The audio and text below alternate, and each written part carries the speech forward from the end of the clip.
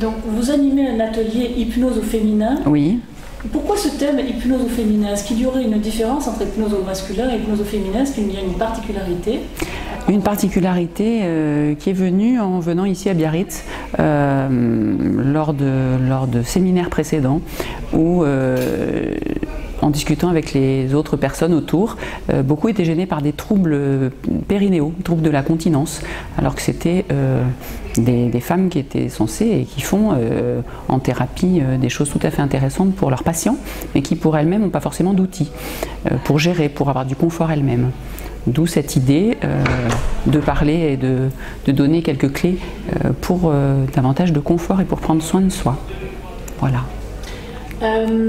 Les femmes sont peut-être plus à l'aise de parler à une autre femme pour l'hypnose. Comment ça se passe pour certains troubles?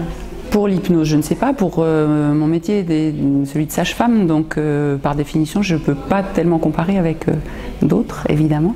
Mais je suis tous les jours amenée à accompagner des femmes dans des situations de leur vie courante, que ce soit en gynécologie, que ce soit en obstétrique. Et bien sûr, l'hypnose, à ce titre-là, donne beaucoup d'aide et de clés. Alors, d'aide et de clés concrètement pour quel problème? Pour gérer, pour prendre soin de soi en termes de prise de conscience de son fonctionnement propre, de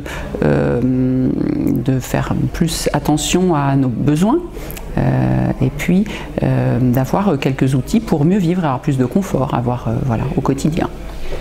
Vous intervenez en tant que sage-femme avant la grossesse, pendant la grossesse, après, comment ça se passe? Je travaille en libéral, donc je fais des consultations de gynécologie, de prévention, de contraception et puis d'obstétrique. Et puis maintenant, plus tard aussi, de dames qui sont en périménopause. Donc je suis amenée à suivre des femmes tout au long de la vie, que ce soit de très jeunes filles jusqu'à des femmes beaucoup plus âgées, avec souvent des problématiques qui n'intéressent pas tellement le reste du corps médical.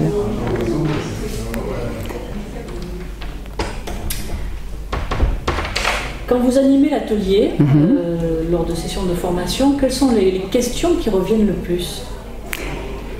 Les questions qui reviennent le plus vont être comment au quotidien pouvoir transmettre ce qu'on ressent soi-même, comment être oui, au plus près des soucis des femmes. Et voilà, après il y a une forme d'intuition et de partage et d'observation et de présence, je pense, plutôt à l'autre. Voilà. Bien évidemment, le fait d'être une femme et d'avoir en face une patiente femme, on peut se projeter dans ses soucis, dans les problèmes de rencontre. Comment ça se passe? Se projeter peut-être, et être surtout complètement là, présente. Et je ne suis pas sûre que ce soit parce que je suis plus une femme. Je pense que des hommes peuvent faire ça aussi, à mesure où ça les intéresse et où ils sont complètement là, présents pour écouter l'autre. Qu'est-ce qui vous a décidé à vous intéresser à l'hypnose? Qu'est-ce qui a été le déclencheur pour vous? Je suis venue à l'hypnose par la sophrologie au départ, et puis peu à peu cette sophrologie était un petit peu, le cadre de la sophrologie était un peu étroit pour moi, et en modifiant petit à petit les choses que j'avais apprises, c'est une patiente qui m'a dit que ce que je faisais ressemblait beaucoup à l'hypnose, ce qui dans un premier temps m'a un petit peu effrayée, parce que c'est un mot qui pour moi était pas forcément très positif. Et donc c'était il y a quelques années, et puis du coup je suis allée me former, et j'ai lu beaucoup et je me suis formée aussi un peu. Et effectivement, ce que je fais avec l'hypnose, manifestement, en tout cas c'est les femmes qui le font. Moi je suis là pour essayer de les mettre en mouvement. À l'époque justement, qu'est-ce qui vous donnait une connotation négative dans l'hypnose? C'est les représentations qu'on a dans la presse et dans les médias, c'est quand on n'a aucune notion de ce qui se fait au niveau médical, un côté un peu péjoratif, et puis le fait que l'apprentissage médical traditionnel doit être quelque chose de très cartésien, de très formaté, et qu'il n'est pas tellement question d'en sortir. Donc ça c'est la médecine que j'ai apprise il y a longtemps et qui correspond d'assez loin à celle que je pratique aujourd'hui.